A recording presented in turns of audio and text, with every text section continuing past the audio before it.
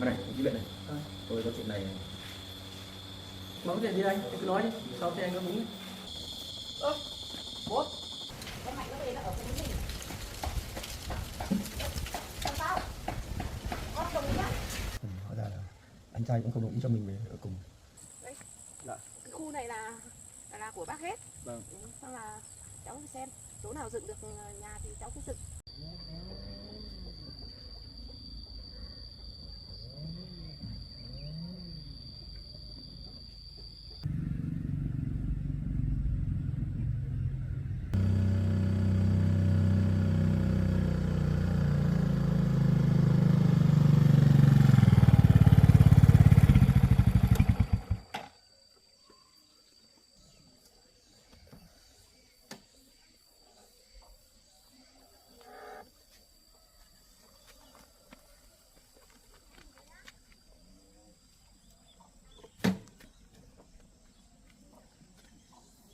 Cháu Mạnh không thấy ở nhà. Lấy điện thoại gọi xem là cháu nó ở đâu nhỉ?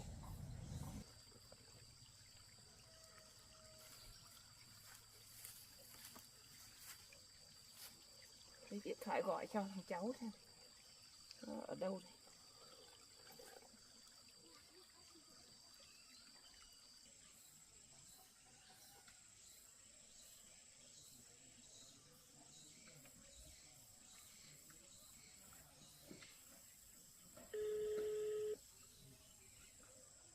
Cháu nghe bác ơi. Bác xuống chỗ cháu mà chả thấy cháu ở đâu. Bây giờ nhà con chuyển đi hả bác ạ? Con chuyển đi đâu đây? Con chuyển đi xuống tạm ở chỗ nhà Trung Tiếp này ạ. À thế à? Và ông nhà chủ người ta đến đòi nhà nên con dọn đi rồi. Thế bác đến nhà không thấy. Nên là thấy bố điện cho bác bảo là bác đi xem cháu ở đâu mà bác ra đấy không thấy. Bây giờ bác đang đi điện cho cháu xem cháu ở chỗ nào thì bác xuống. Vâng, cháu ở chỗ nhà Trung Tiếp này bác ạ. Thế nhá. Ở nhà trọ thế thì nhà nghỉ thế thì tốn tiền lắm. Thôi bây giờ chắc mình phải đi lên đấy không nói chuyện nó xong rồi đón vào nhà mình ở thôi. Nhà mình có chỗ ở cơ mà, vẫn còn chỗ ở cơ mà. Để thằng cháu ở như thế này mình cũng không an tâm mấy.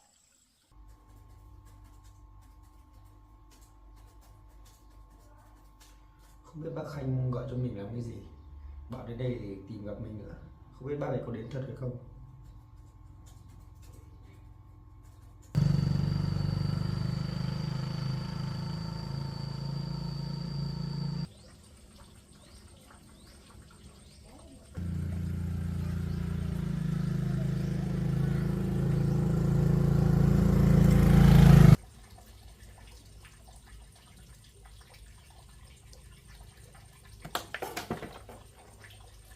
Đi vào hỏi bà chủ nhà này xem cháu nó ở phòng nào.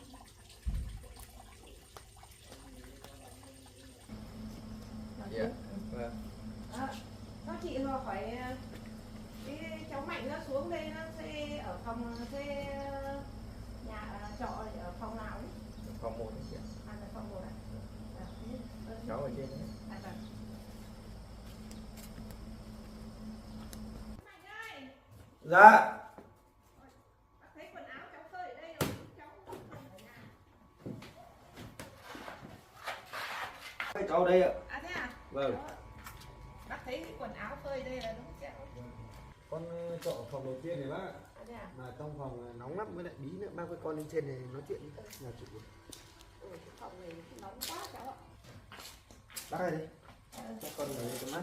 Đi vào đây cho con cháu. Tỉ mãi mới thấy. Hơi nóng quá. Cởi áo trong nắng đi. Bác đi xuống nhà cháu mà gọi thì không thấy cháu, xong mới bác gọi điện thì mới biết là cháu xuống thế này. Vâng.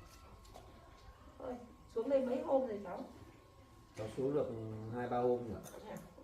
Cháu vào nhà bác mà ở khổ. cháu cũng ngại lắm. Ngại cái gì? Bác cháu với nhau thì nếu hỏi ấy nhà rồi thì lấy nhà rồi thì mình vào các bác mà ở chứ. Đi ở trọ thuê này tốn tiền lắm. Xong là ăn nghỉ thì nó không được đàng hoàng như nhà mình được. Thế bác gọi xuống đây xem cháu ăn ở thế nào, nhưng mà thấy thế này bác cũng không thấy yên tâm đấy, chật hẹp quá, nóng, không có quạt cái kiếp này, họ thuê họ chỉ cho thuê họ lấy tiền thôi, chứ còn nếu mà tiện nghi mà để ăn ở của mình lâu dài không được đâu cháu ạ. Cháu ở đây cháu chỉ ở tạm một thời gian thôi bác ạ. Cháu kiếm chỗ ngủ thôi, còn ban ngày cháu làm việc ở trên cơ quan thôi mà. Cháu ạ. Bác thì đến đấy thì không thấy cháu thì bác cũng không yên tâm tí gì. Thế thì nhà mình thì cũng chả có anh em nhiều. Thế thì bác cũng muốn đón cháu vào ở với bác. Không có cứ ở này bác chả thấy yên tâm. Dạ, thôi bác ạ, cháu ở đây cũng được mà. Cháu về nhà bác cháu cũng ngại. Ngại gì? Con cháu trong nhà thì lúc hoạn nạn này thì mới nâng đỡ nhau chứ. Làm sao mà ngại ạ? Nghe bác đi. Về ở với bác cũng được. Dạ, thôi cháu ở đây cũng được mà, cháu mới trọ thôi, cháu cũng hợp đồng này, trọ lâu hơn nên là để khi nào cháu ở đây cháu thấy bất tiện quá cháu cũng gọi đến nhà bác. Không được đâu, nếu không ấy thì cháu để bác đi vào xem phòng của cháu như thế nào. Nếu mà chật hẹp quá là bác cũng không muốn cho cháu ở đây đâu. Để đi dẫn bác vào phòng xem thôi ạ. Nếu mà ăn ở mà không hợp lý với bác là bác không cho cháu ở đây đâu. Đây ạ, cho phòng này. Phòng này chật hẹp lắm cháu ạ. Ngồi đi. Trong đấy là khu vực nhà vệ sinh bác ạ. Nhà tắm ạ. Cái chỗ ăn ngủ của cháu thì ngủ thì được rồi, nhưng mà thế cháu ăn uống ở đâu? Cháu ăn cơm ở quán ạ. Thế thì tiền đâu cho nó lại được của cháu. Đi làm việc công tác đấy thì nó cũng có bao cọc ba đồng thôi, giờ cháu lại phải ăn ở ngoài thế thì nó bất tiện lắm. Nhưng mà ở đây thì phòng nhỏ đây cháu không có chỗ nào để nấu ăn mà. Thôi nghe bác đấy cháu ạ, đi về nhà bác ở. Có cái này không ấy là không được. Điều hòa thì bảo cái này có quạt đây, nhưng mà chỗ ngủ thì được, mà chỗ đi ăn đi uống thì không có chỗ cháu tự làm tự ăn này thì cứ đi ăn quán nữa này thì không được. Thế cái quạt này còn dùng được không cháu? Quạt thì hỏng thôi bác ạ, còn điều hòa thì vẫn dùng được. Chả lẽ điều hòa suốt thì lúc mở ra mở vào khó. Bây giờ quạt này mà không hỏng nữa thì chủ người ta không sửa thì làm sao mà ngủ được. Không, phòng này nó cũng rẻ tiền hơn các phòng khác nên cháu chọn ở đây. Khổ, cháu bác khổ quá đấy, bố mẹ làm ăn thua lỗ thế, giờ là cháu mà vất vả này. Thôi bác cũng xuống đây ấy thì cháu đem thu quần áo các thứ đi hoặc đi về với bác. Nghe bác không có ở này bác không yên tâm đâu. Vâng, nên cháu thu dọn đồ đấy. Thứ quần áo của cháu các thứ đấy chắc cháu cũng chỉ có chuyển quần áo xuống đây thôi, chứ còn các đồ đạc thì gửi trên á. Vâng. Cháu chỉ có mấy bộ quần áo thôi. Thế cháu đi lấy về xong rồi cùng bác đi về nhỉ. Dạ vâng. Cháu đến nhà bác cũng được, nhưng mà để cháu đi bảo quan nhà chủ, cháu còn trả phòng lại thanh toán tiền cho nhà chủ đó bác ạ. Thử xem người ta lấy bao nhiêu thì cháu toán. Vâng. Đã dứt điểm đi, khỏi mang tiếng cháu ạ. Vâng. Cháu ạ. Dạ. Hôm qua thế bố điện về cho bác bảo là ngày trước là bố đầu tư cho các cây giống nào phân bón này Vâng. các thứ, nhưng mà không biết bây giờ làm sao mà họ phát hết. Họ phát hết rồi, giờ chả còn gì thì chả biết là cháu, bố có điện cho cháu biết không. Cháu không thấy bố cháu gọi điện nói gì với cháu đâu, nhưng mà không biết rằng là bố con có nói gì thêm với bác nữa hay không. Cái công ty của bố cháu phá sản thật rồi cháu ạ. Bây giờ bố lên đấy là bố cháu lên đấy thì đi kiểm tra các chỗ bố đầu tư cây giống nào là phân bón các thứ đấy. Vâng. Để cho người ta làm để sau này để thu hoạch đấy để bán đấy. Vâng. Cuối cùng bây giờ nó bảo là Lá Giang không hiệu nghiệm là dân nó phát hết rồi, không còn tí gì nữa rồi, nên là nguy cơ mạnh đấy. Con cũng không thấy bố mẹ kể gì. Từ hôm lấy tiền lên bảo thu xếp thì con cũng gọi điện 2 lần thì bảo ổn thỏa rồi. Chắc là bố cháu cũng chưa dám nói, cháu biết thôi, chưa muốn nói rồi bác ạ. Chắc không dám nói rồi, vì là cái kia đã giải quyết xong, bây giờ lại đến cái Lá Giang đầu tư cho người ta trồng đấy, giải quyết xong cái vụ cho công nhân như thế rồi thì giải quyết xong, họ không kiện cáo rồi, nhưng mà bây giờ lại đi kiểm tra những cái chỗ đầu tư cho người ta thì người ta phát hết, không còn gì nữa. Bố cháu sợ nói đến cho cháu biết thì giờ ảnh hưởng đến công việc của cháu, nên là bố chỉ tâm sự với bác biết thôi. Nếu mà như vậy như bác nói thì phá sản thật thì là cháu cũng không còn gì bác ạ. Hôm nọ thì vẫn còn hy vọng mà lên để mà khắc phục hậu quả. Cháu có nghĩ rằng là công ty sẽ làm ăn trở lại, nhưng mà nếu mà như vậy thì không còn gì nữa. Thấy bố mẹ cháu nói như thế thì bác cũng đau xót lắm, nhưng mà bác lại không hiểu gì công ty như thế nào cả. Bây giờ bác đợi cháu một chút nhé.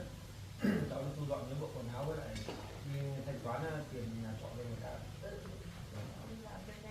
Vâng.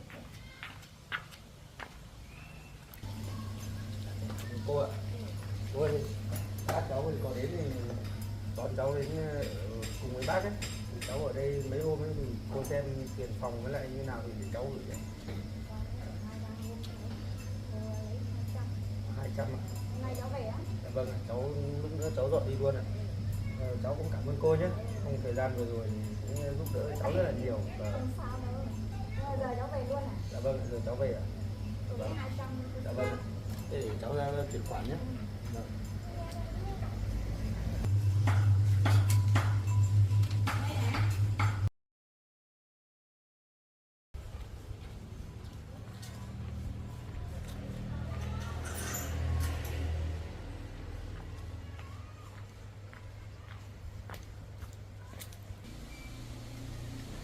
Alo. Con à? Con dọn phòng ở dưới đi nhá. Mẹ đón em Mạnh nó về, nó ở cùng với mình. Làm sao? Con đồng ý nhá. Thương em nó ấy, bây giờ bố mẹ nó phá sản như thế thì không, nhà bây giờ nó đi làm ăn ngày thì ở cơ quan, tối thì về ngủ với mình là được á. Về ăn ở nhà mình một thời gian cũng được con ạ. Thế thì mẹ biết rồi. Đấy, thằng con lại không đồng ý. Thế lúc Mạnh vào đây nói chuyện với cháu nó xem như thế nào, để lựa lời nó. Hóa ra là anh trai cũng không đồng ý cho mình về ở cùng. Thôi thì mình sẽ vào nói chuyện với bác. Cháu ở ngoài cháu cũng nghe rồi. Anh không muốn cháu về ở cùng cũng thôi vậy. Thôi cháu ở đây cũng được mà. Thôi cháu ạ, cứ dọn đồ. Bác có người bạn của bác ấy. Đấy thì về để ở nhờ người ta đi động sản một thời gian, xong rồi cháu làm được nhà Bác lại có miếng đất ở gần đấy nữa. Bác lại có một miếng đất ở chỗ nào ạ? Đấy bên trên một tí thì là cho cháu mượn cháu làm nhà để ở. Nó ở bất tiện với gia đình họ. Bây giờ dựng nhà thì không thể ngày một ngày hai cháu dựng được đâu, nhưng mà cái đất đây là đất của nhà bác đúng không ạ? Đất nhà bác. Nếu mà như thế thì Bác còn có cả cái ao đấy thế mà. nếu mà như vậy cháu dựng được nhà ở thì tốt quá nhỉ, đỡ phải phiền hà ai nhỉ. Căn nhà không cần to lớn, bình thường cũng được để cháu ở ra. Thì làm với như kiểu mình trú mưa trú nắng ở một thời gian. Nếu mà như vậy cũng được, thế bác đưa cháu đi xem chỗ đất đấy như nào nào. Chứ còn bây giờ thì về nhà bác thì cháu sẽ không về nữa. Là cháu không ở chung với bác. Đi cùng cái anh nói thế để cháu mãi. Bác sẽ thương cháu. Không sao đâu. Còn hỏi ý kiến là con nó kiểu nó cũng ngại kiểu gì nên là bác cũng không biết kiểu gì xử lý được. Chắc bác cũng chỉ là nghĩ cách thế thì nó thuận tiện hơn.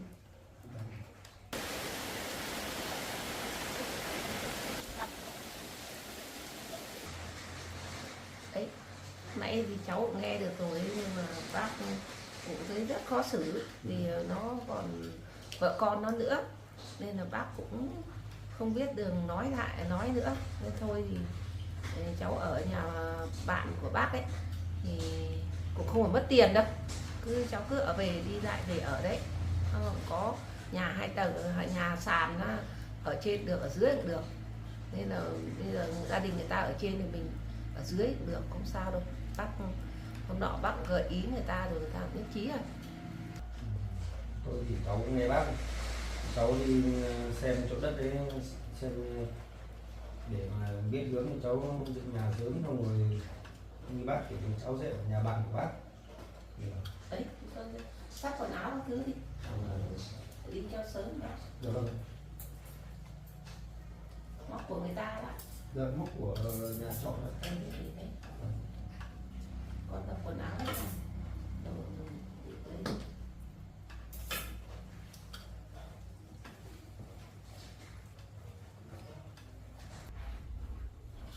Xong mình cũng đi luôn thôi cháu ạ. Dạ vâng ạ, tiền phòng cháu gửi xong rồi. Gửi xong rồi. Điện thoại cháu. Dạ vâng.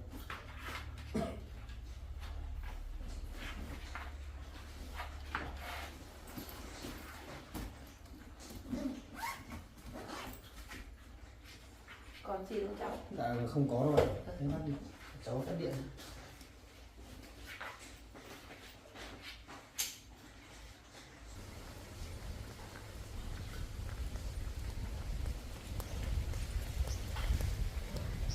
Nhà của bạn bác ở đây rồi. Vâng. Thôi, Đâu bác bảo... hai bác cháu mình đi lên xem đất đã. Bác bảo cho cháu ở chỗ nào nhỉ? Đi lên rồi.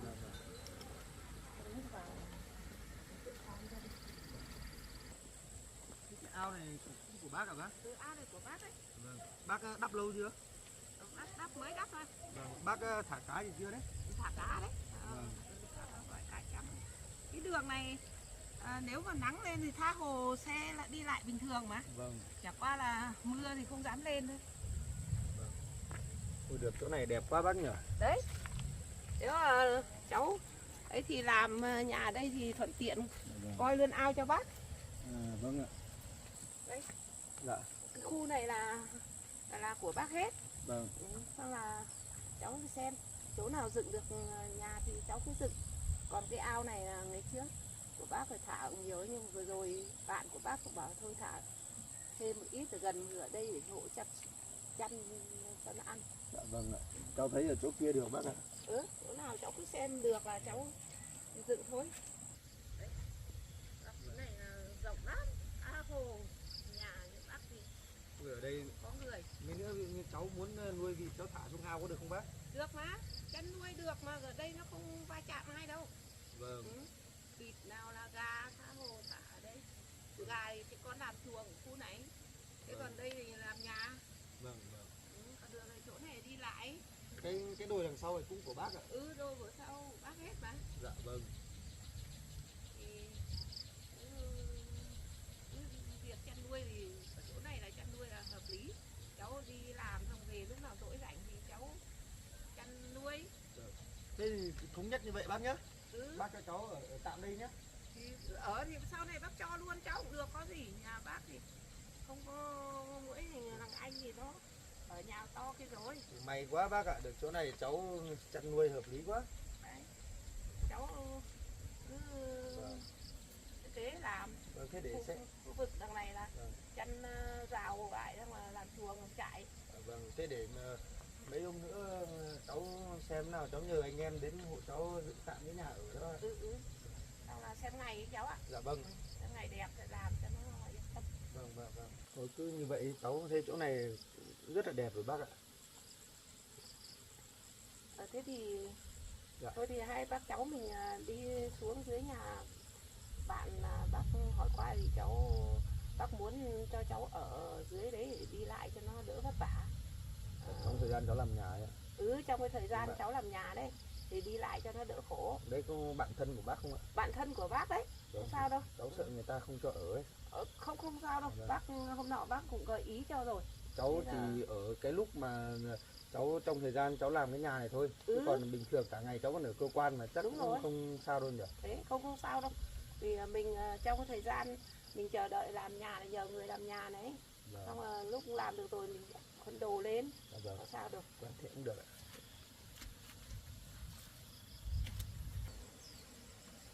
Đấy, ở nhà bạn của bác này cháu không phải lo gì cả. Dạ vâng. Nhà người ta cũng thoải mái lắm. Vào đây cháu. Bạn có nhà không bạn ơi? Đó, Ôi, vào đây. lâu lắm mới vào với bạn. Vào đây ngồi uống nước đi.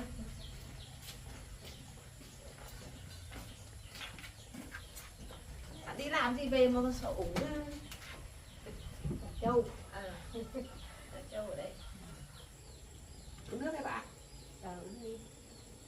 Lâu lắm không thấy bạn vào chơi. Đi đâu? Đi xem ao à? Đi xem ao, thả thời đợt trước ấy thả cá thì giờ lâu lâu vào xem. Cá có to tí nào chưa? Hôm nọ thấy bảo ông bạn cũng thả xuống một ít ạ. Thế bảo không có cá chép tôi thả nhờ theo một tí. Ừ. Mấy con? Thả đấy xong rồi sau này tháo thì ăn theo nhau. Thế cũng được. Tôi lâu lâu cũng lấy cỏ xuống cho theo. Mình mới nhờ bạn ở đây trông coi đỡ. Thế nên là thôi cứ ấy là nếu thích ăn thì cứ lên thả lưới hoặc là câu không sao đâu mà. Có được đâu. Ao sâu quá, nhiều nước quá. Đấy. Bao giờ mình tháo thì mình chia nhau ăn. Bạn cứ ở đây thôi, tôi phát trông cho. Mình cũng muốn vào đây nói chuyện với bạn. Thì mình có thằng cháu này thì nó cũng hơi khó khăn tí thì mình bảo cho nó làm cái nhà ở trên này, nó vừa coi ao hộ mình. Thế trong cái lúc thời gian nó làm nhà đấy thì mình muốn xuống hỏi bạn là cho nó ở nhờ ở dưới này một thời gian để cho nó làm nhà xong thì nó lại chuyển lên đấy. Được thôi, bạn cứ cho cháu về đây ở. Đi quần áo về đây, ở giường ở dưới này, ở gầm sàn này cũng được, có giường, có chỗ ngủ hết là hoàng mà. Đấy nên là bạn cố gắng giúp mình với. Mình cũng cảm ơn á, không có là nó đi lại về nhà ngoài nhà mình thì nó đi lại khó khăn lắm, nên là tốt nhất là thôi sáng ngày nó đi làm cơ quan nó, tối đến thì nó về ngủ đây. Trong cái thời gian mà nó nhờ anh em hộ làm cái nhà cho nó ở thì để cho nó thoải mái. Sao chỗ bạn bè với nhau thì về đây cho ở đây, khi nào làm được nhà thì hãy dọn ra ở riêng cũng được. Đấy nếu đang mình cũng nói đấy cho bạn tạo điều kiện cho mình với. Thì cháu nó vẫn chưa vợ chưa con đâu, nên là nó con của em cậu. Thế giờ cũng nói thật là bố mẹ nó đi làm công ty Lá Giang bị phá sản, xong rồi hỏi bán hết cả nhà, trong nhà cửa bán hết để trả cho công nhân rồi. bây giờ là cái hình cái cháu nó làm cơ quan thì ba cọc ba đồng nghĩ thương hại, nó cũng ở dưới đi ở trọ, nhưng mà nhà trọ kia, nhưng mình nghĩ thương cháu quá thì kéo nó về đây, thì mình có miếng đất cái ao ở đây nữa, thì thôi cho cháu nó ở đây cho nó trước mắt, cho nó làm nhà nó ở để cho thời gian cho nó tại khổ, dần dần bố mẹ nó mà hồi phục lại được thì lúc tính sau. Cháu thì cứ về đây ở, lấy quần áo lấy đồ về ở nhà cô này một thời gian cũng được. Cô cũng nhà cũng ít người rồi mà không có nhiều người, em thì cũng nhỏ thôi, thì cháu cứ về trọ ở với cô đấy cũng được. Vâng, cháu chỉ ở lúc mà cháu làm nhà thôi, chứ ban ngày thì cháu ở cơ quan suốt rồi cũng không ở nhiều đâu. Nếu mà cô không phiền thì trong thời gian này cô cho cháu tạm ở dưới sàn này một thời gian. Cứ về ở trọ đi, cô chả lấy tiền nong gì cả đâu. Vâng. Cô trông như là người nhà của mình thôi. Bác tốt, cô trước giúp bác nhiều lắm, ao đấy các hộ chặt đá các thứ, chăn các hộ, bác lâu lâu bác mới vào thăm rồi. Đấy, chỗ này là bác yên tâm rồi cháu ạ. Nếu thế thì tốt quá cô ạ. Cô cho cháu xin ở nhờ đây một vài ngày nhé. Được, cháu cứ lấy đồ cứ dọn về đây ở luôn đi. Vâng ạ. Được vậy cháu cảm ơn cô nhiều ạ. Đấy, bây giờ bạn của bác nhất trí rồi, Vâng. thì con đi ra lấy quần áo, lấy xe vào đây đi. Vâng.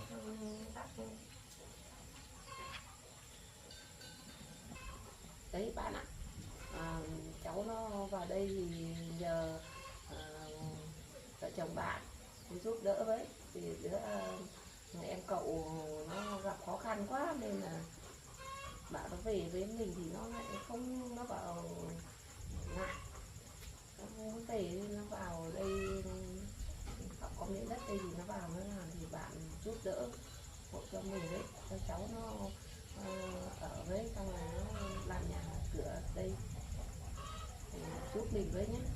Không biết nói thế nào cảm ơn bạn á.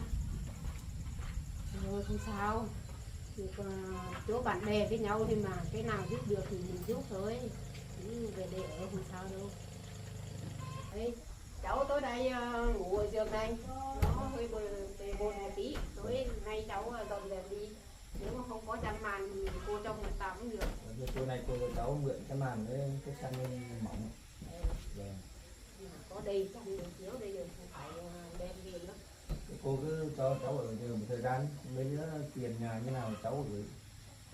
Cô không lấy tiền nong gì, chồng cháu như là con cháu trong nhà thôi, cô cho ở không thôi, cô không lấy tiền đâu. Vâng. Cháu cứ về đây ở đi. Vâng, được vậy cháu cảm ơn cô.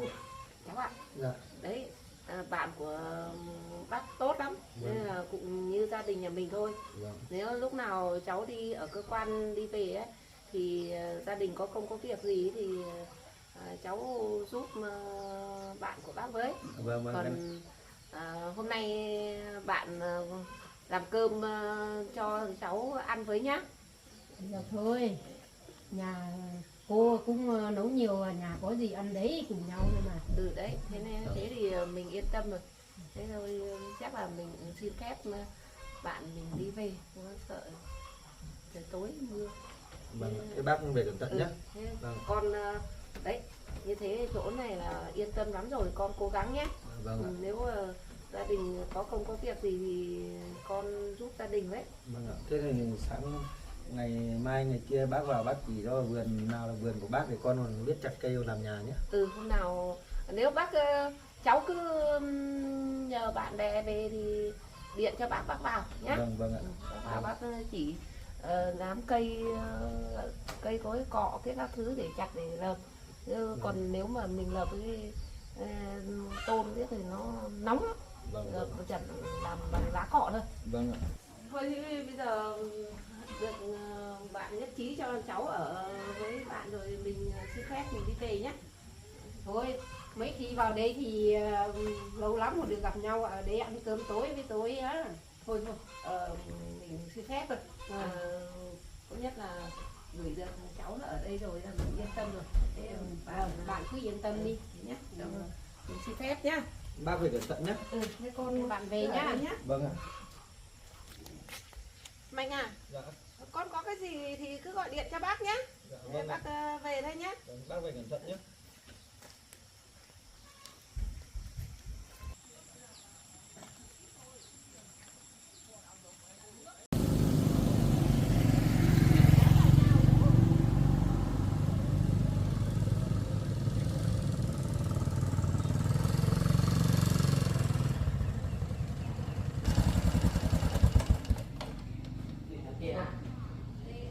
Mà có xe ai lạ thế, phải xe nhà đồng chí Mạnh hay sao? Có cái cổng mở sau này Hà Thu đóng cửa kín mít thôi, gọi thì không thể liên lạc được. Không biết nhà anh Mạnh xảy ra chuyện gì, sau này mua lại nhà của anh Mạnh hay sao? Không biết nhà anh Mạnh xảy ra chuyện gì mà gọi điện chả thể liên lạc được. Xe thì thấy hai cái xe ô tô ở đây mà xe lạ không phải xe của anh ấy. Mà sao nhà này nhìn toàn thấy người lạ, hỏi thì bảo mua lại nhà của anh Mạnh rồi. Thì gửi lên cơ quan anh ấy xem.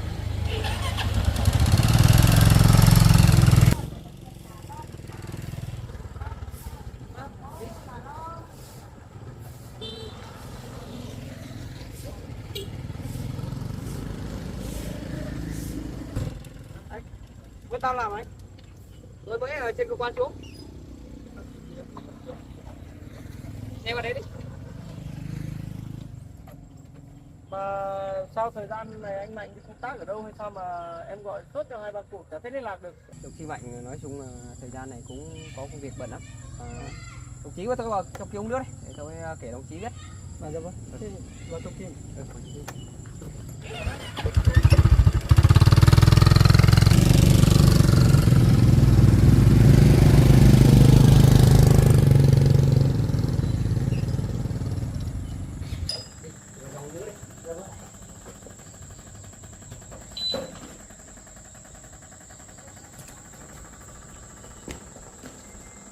Ở đây đi, em vào.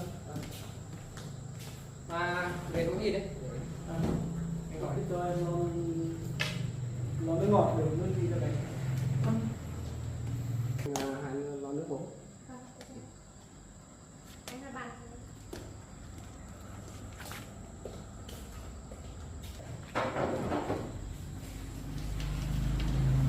Dạo trên địa bàn nó có xảy ra những chuyện Bên trên cơ quan thì nói chung địa bàn cũng không có vấn đề xảy ra nhiều đâu, nhưng mà nói chung là nhà đồng chí Mạnh gặp vấn đề rắc rối, nhà đồng chí Mạnh cũng xảy ra sự việc sự cố gia đình đồng chí Mạnh.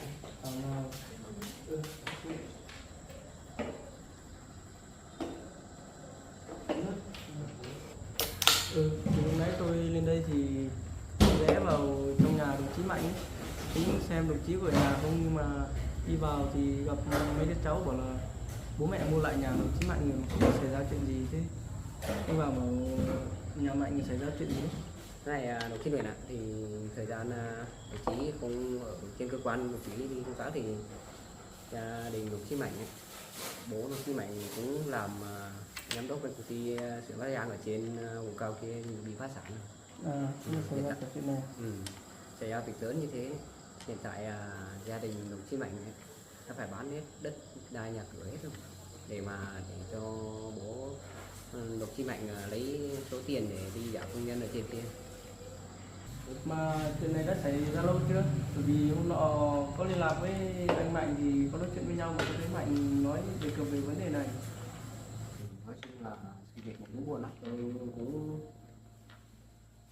muốn nói cho đồng chí biết, nhưng mà thôi đồng chí Mạnh cũng bảo phải cứ từ từ để xem như thế nào để giải quyết xem đấy có ổn thỏa không. Nhưng mà vừa rồi bố mẹ của đồng chí Mạnh ấy cũng bảo lên trên kia giải quyết cũng sự việc đó không được mong muốn. Cũng xảy ra một chuyện Bảo hiện tại là chắc chắn là phá sản như thế thì đây muốn là bán đất đai tất cả, giờ đồng chí Mạnh phải nhiều thuê Tức là bây giờ đi ở quê có trong địa bàn này không hay là ra địa bàn khác? Thế thời gian này như thế nào, anh Mạnh còn đi làm hay không mà lúc nãy em về thì gọi cho Mạnh mấy cuộc không đi làm được? Thời gian này thì đồng chí Mạnh cũng giao cho anh quản lý. Bên cơ quan nếu có gì quan trọng gấp thì tôi mới gọi điện cho đồng chí Mạnh thôi. Còn đồng chí Mạnh cũng đang hỗ trợ bố mẹ để giải quyết việc sự cố ở của nhà đồng chí Mạnh ấy. Thế gặp chuyện khó khăn mà cũng không thấy anh ấy báo gì với em nên là em cũng không nắm rõ được. Em mới đi công tác về nên là cũng không biết chuyện này.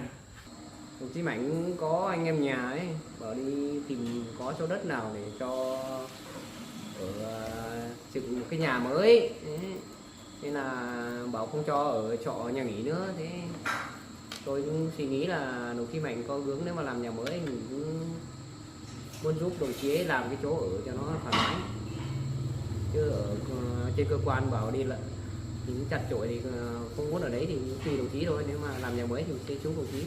Vâng, thì ra như trên cơ quan mình thì vẫn có phòng riêng hết rồi anh ạ. Chẳng qua là chắc là anh ấy cũng ngại ở góc độ là bây giờ công việc riêng gia đình ấy, nên là cũng vướng mắc với tí lại liên quan đến cơ quan nên là chắc anh không muốn lên đấy ở thôi. Đúng rồi, chắc đồng chí nghĩ như vậy. Vâng, nhưng mà anh cũng trực tiếp làm việc với anh ấy liên tục nên là anh biết thông tin với lại xem anh ấy có làm xây dựng ở đâu, hỗ trợ anh ấy. Thứ nhất là nhân lực, thứ hai là về vấn đề tài chính, xem nếu mà anh ấy cảm thấy mà khó khăn quá thì anh em có thể em với anh. Nghe đi vậy. Đồng chí Mạnh à, tôi đang vừa trên cơ quan xuống mà. Vừa đến khu trung tâm này gặp đồng chí Luyện, vừa đi công tác về với đồng chí Luyện đang uống nước đấy. Có chuyện gì không? Đồng chí Luyện bảo mấy hôm trước gọi cho đồng chí không được, chắc do mấy đồng chí hết pin hay sao ấy. Mà bây giờ đồng chí đang ở đâu, xuống cái quán khu trung tâm này đấy để nói chuyện đồng chí Luyện một chút đi. Có bận lắm không? Anh Mạnh ơi, nếu mà dối có thời gian xuống đây gặp nhau nói chuyện một tí. Rồi nhưng mà cụ thể ở quán nào cũng được chứ? Quán Kiều Anh ấy. Rồi quán nước Kiều Anh. Rồi để đồng chí là tôi rút tôi xuống luôn đấy. Xuống đây nhé. Anh Văn này. Thế hình thức bây giờ anh muốn hỗ trợ anh Mạnh là theo từ hướng thế nào? Bây giờ thì quỹ bên cơ quan mình cũng có một ít. Với lại chỗ cá nhân thì ai có bao nhiêu thì tôi muốn góp một tí để giúp được chế để làm căn nhà cửa. Nhưng mà Thế theo là ý của đồng chí như nào? quỹ thì từ trước đến giờ là do anh cầm rồi. Thế là anh thử kiểm tra xem là quỹ của mình còn khoảng bao nhiêu tiền. Quỹ của mình vẫn còn chỗ này ở đây đã có 20 triệu. Còn 20 triệu. 20 triệu. Bây giờ em đang tính đổ hỗ trợ anh Mạnh một tí trong đôi chục thôi, nhưng mà bây giờ nếu mà đôi chục tiếp thì chắc chắn là anh Mạnh sẽ không nhận được. Còn lúc nãy anh Mạnh cũng bảo là xuống đây mà phải không? Bảo xuống đấy. Nếu mà xuống đây thì chắc chỉ hỏi thông qua thôi, còn đừng đưa tiền trực tiếp chắc chắn là anh ấy sẽ không nhận rồi. Thì lúc đấy thì em cũng có một chút ít một đóng góp hỗ trợ anh ấy thì cũng nhờ anh là cầm giúp em rồi mai đưa lại cho anh ấy. Thứ nhất thì nên là giấu cái chỗ em hỗ trợ đi, là mình chỉ bảo là tiền phí anh ạ. Cũng được. Chứ giờ bảo của riêng cá nhân thì chắc chắn là anh ấy không nhận được. Chỗ này tiền quỹ đấy tôi cũng sổ sách tôi cũng cầm. Chỗ này là 20 triệu. Tôi cũng có một ít nữa tôi góp vào ước đồng chí được 10 triệu. Vì tháng lương vừa rồi cũng được ít thôi. Tính của anh ấy là nói chung là kỹ tính lắm. Thôi thì em cũng nhờ anh thế này. Thôi thì cơ quan mình cũng nhiều cán bộ ấy. Thôi thì anh lấy một cái sổ bé bé. Ví dụ những ai hỗ trợ anh ấy khoảng bao nhiêu tiền thì để về lâu dài rồi mình nói cái chuyện đấy với anh sau. Thì ví dụ gia đình của ai gặp khó khăn thì anh ấy còn là hỗ trợ lại đấy. Mà em cũng mới ở cơ quan đi công tác không xa về nên là cũng không có nhiều đâu, với lại cũng chưa từ giúp. Thì em cũng có chút ít một đóng góp hỗ trợ anh Mạnh một tí. Tức là nhờ anh là đến anh Mạnh giúp em. Chỗ đồng nghiệp mình với nhau thì ai có nhiều thì giúp, nhưng ai có ít cũng biết. Đây, anh xem anh cầm đưa cho anh Mạnh giúp em đấy. Cái này là 10 triệu. Chắc tầm đấy, bởi vì em cũng cầm đi, cũng tiền mặt em cầm ít thôi, vì cũng đi chi tiêu sinh hoạt thì hàng ngày thôi mà. Cho thì với lại mình đi tập huấn như này thì đa số thì trên cơ quan người ta nuôi ăn ở hết rồi, chỉ mua những đồ cá nhân. Cái này tròn 1 triệu ấy. Vâng. Tôi cũng nhiều anh là chuyển giúp cho em đến anh Mạnh ấy. Còn nếu mà anh ấy còn gặp khó khăn mà không đủ nữa thì anh liên lạc trực tiếp với em ấy. Nhưng mà em tìm tài khoản không. Thôi, cái này cũng chỉ là chút ít nhỏ nhỏ em muốn hỗ trợ anh Mạnh thôi. Còn mai lên cơ quan ấy thì mình cũng huy động đội Dương này với lại Lễ nữa, xem mà giúp đỡ nhau. Ai cũng gặp khó khăn thì hỗ trợ lẫn nhau anh ạ. Được rồi, chứ chỗ này mình nói chung là không ai mong muốn cái sự việc xảy ra với mình của Kim Mạnh thế. Còn chỗ đồng nghiệp mình với nhau thì ai có được bao nhiêu thì hỗ trợ được gì ấy bao nhiêu thì nói chung thì cũng tốt thôi. Mà tính của anh ấy thì ngại người nữa nên là cũng cân nhắc muốn chia sẻ vai và anh cất đi. Và tí nữa anh ấy xuống đây thì em cũng muốn hỏi và gặp nói chuyện trực tiếp thôi. Nhưng mà mình cũng không đề cập đến chỗ vấn đề tiền nong này. Đúng rồi.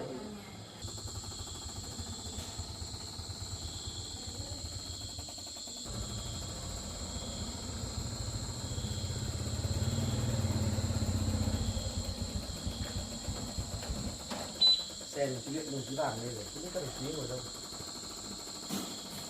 Chú Luyện ơi, ở đâu ấy? À rồi. Ở đây ngồi anh ơi. Vào đây. Anh ơi, hôm nay lại ngồi nước đi. Em ơi cho anh lon nước. Vâng ạ.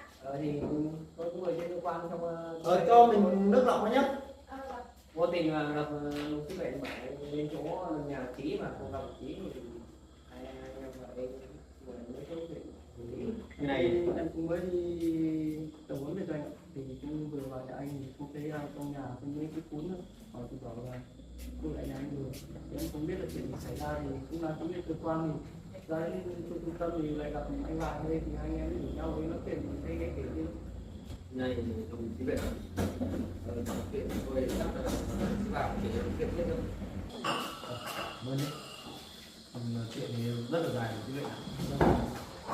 Tôi cũng bất ngờ. Gia đình tôi hiện tại nhà căn nhà mà tôi đang ở ngày xưa ấy, hiện tại là bán hết cả đất cả nhà cho người ta, nên là nhiều khi không tìm được tôi cũng đúng. Thế lại em gọi điện thì thấy hai ba cuộc thứ bao nên là mấy lại thấy anh gọi lại cho anh Vàng thì Chiều nay thì điện thoại tôi chắc là hết pin hay sao thì tôi không nghĩ. nói chung thì anh cũng có mình phải qua lướt rồi tôi thì cố gắng thì em chỉ động viên tinh thần cũng không biết sự việc là xảy ra thế nào. Mới đi làm xa về thì nghe thông tin như thế thì em cũng cảm thấy một hấn và buồn cho anh. Cảm ơn đồng chí đã động viên tôi, chứ vấn đề này thì gia đình tôi cũng xử lý xong rồi đồng chí ạ. Thế bây giờ hai bác là lại lên trên chỗ công ty à? Bố mẹ tôi thì lên công ty để khắc phục hậu quả, mang tiền để trả cho công nhân với lại đền bù thiệt hại cho các đối tác bên nước ngoài. Tức là bên cơ quan chức năng không can thiệp vào đâu. Bây giờ mình khắc phục được thiệt hại cũng như là vẫn cơ quan pháp luật thì vẫn chưa đồng bào, vì hàng của mình bị tồn kho, mình cấm thì mình trả đủ tiền cho công nhân thì tôi chẳng qua là vấn đề mình không xuất được hàng sang bên nước ngoài thì mình phải đủ tiền rồi thì mình trả lương công nhân thôi. Vẫn chưa liên quan đến pháp luật, tôi bảo với bố mẹ tôi cố gắng đừng làm gì làm mình không để mất được cái danh dự của nhân phẩm của mình. Bản thân tôi và các đồng chí mình đều là người công an, mình phải giữ cái phẩm chất vững vàng, không để mất cái hình ảnh được. Thế dạo này đi học với công tác ở dưới kia thì tình như nào rồi? Vâng, em cũng bây giờ còn 3-4 tháng nữa mới xong. Đợt này thì cũng không biết được xin chuyển về chính thức trên này chưa. Rồi cái đấy thì do cấp trên người ta xếp thôi. Vâng. Nhưng hôm nọ tôi đã bảo đồng chí ấy, rồi đồng chí cơ cấu đi học này thì sau này thì chắc chắn là bằng cấp với bằng cấp của đồng chí khi học xong thì 100% sẽ là từ trưởng công an xã trở lên rồi. Nên là đồng chí với tôi thì không thể nào công tác cùng nhau nữa sau khi đồng chí học xong ấy. Hôm nọ về thì em cũng có ghé vào nhà thì cũng gấp quá nên là cũng không kịp lên cơ quan để chào anh em câu nào nên không đi luôn. Bây giờ mình cố gắng thôi, được các sếp này, cấp trên, cơ quan, đồng nghiệp người ta tin tưởng cử đồng chí đi học thì đồng chí phải cố gắng nhé. Anh cũng thế thôi, sự việc gia đình anh cũng thế, cố gắng anh ạ. Bây giờ bản thân anh với em công tác cùng nhau một chuyên ngành. Bây giờ bố em cũng nhận nhiều công trình mà bố anh cũng làm chủ công ty, bây giờ thì công việc của bác với lại bố em thì ít khi em can thiệp vào lắm nên là cũng không biết là có chuyện gì xảy ra nữa. Rồi thì bác cũng khắc phục được hậu quả thì cũng tốt rồi, nhưng mà trước mắt thì cũng cố gắng mà làm một cái căn nhà nhỏ nhỏ để ở cho nó ổn định đấy. Nhưng đấy em cũng nói với chỗ anh Vàng ấy, thì trên cơ quan mình ai có phòng riêng tại sao anh không chuyển đi đấy. Như này nhá, cái phòng ở trên cơ quan ấy là phòng dành cho anh em người ta trực, người ta ở. Được tôi mà lên ở đấy thì anh em người ta trực ở cùng nhau thì rất là bất tiện. Nên tôi nghĩ là anh em Mình mới có số để biết là phòng riêng nhưng mà mình không thể mà lạm dụng cái cơ quan nhà nước làm chỗ ở riêng của mình được. Nên ở cơ quan tôi chỉ có tạm thời chứ làm sao mà tôi ở lâu dài, đúng không?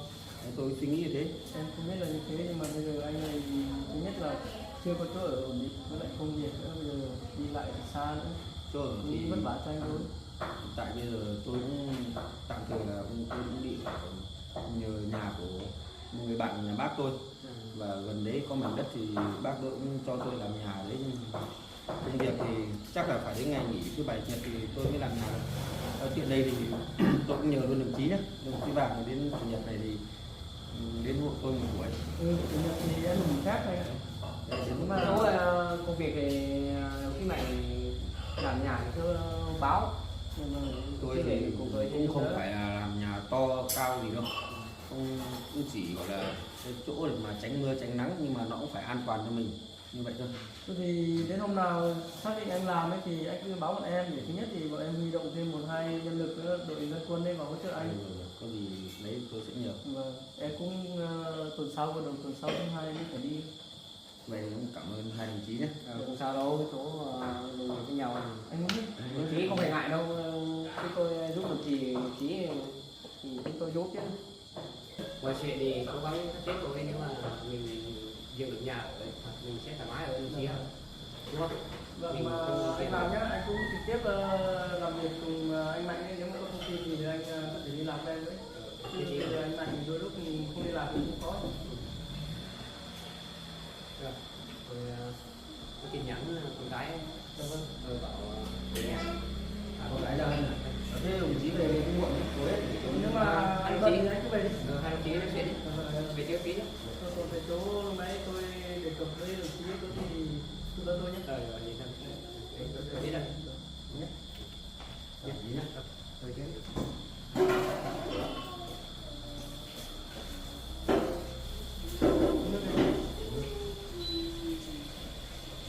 Chỗ anh bảo gần nhà ấy, có cách cơ quan xa không? Không xa mấy, mà gần cũng không gần, tương đối. Nhưng mà khu trung tâm ấy có nhiều nhà nghỉ trọ ấy, sao anh không thuê một phòng đấy mà?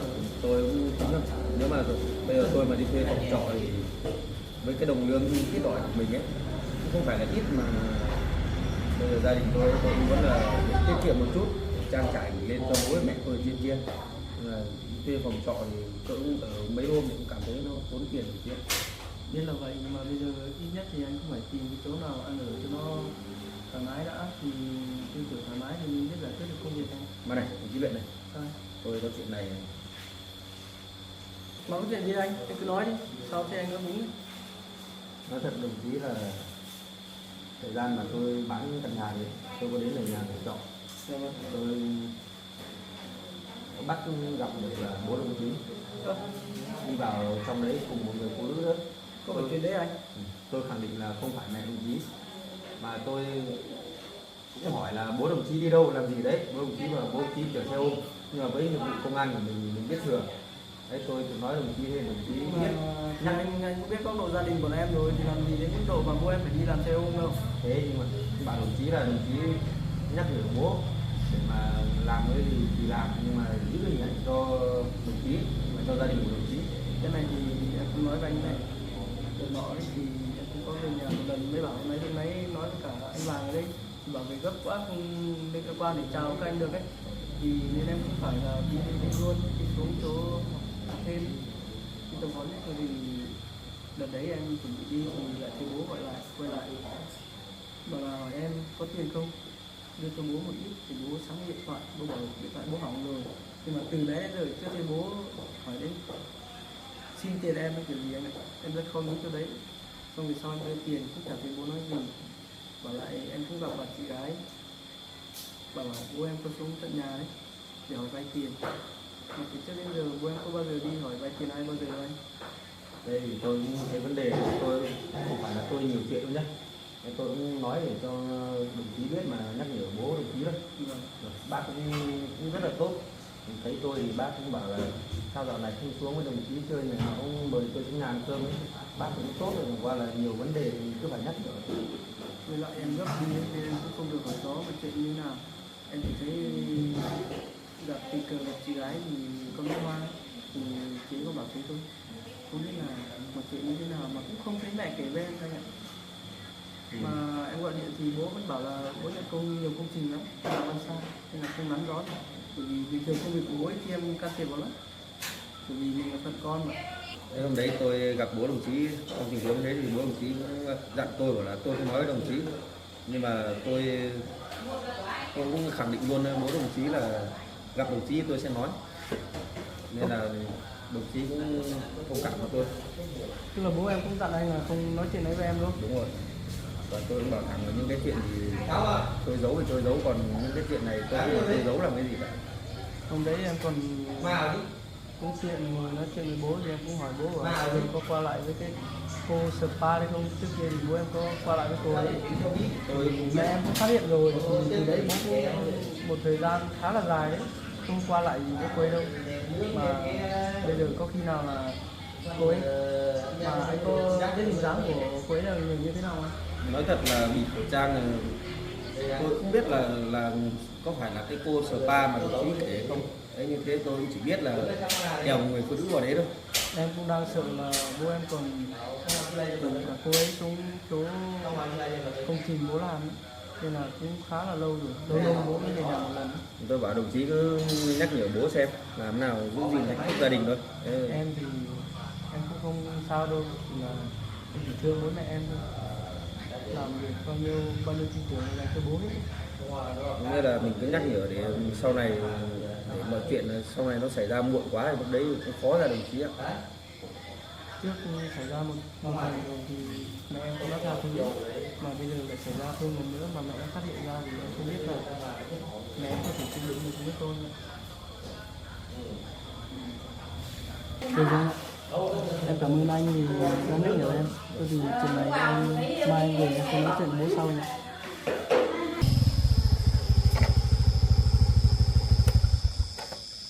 Này anh xin lỗi em chuyện hôm nọ nhé. Có sao đâu anh.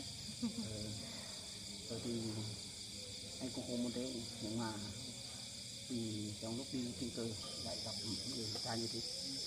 Thôi bây giờ anh em đi vào quán anh uống nước đi.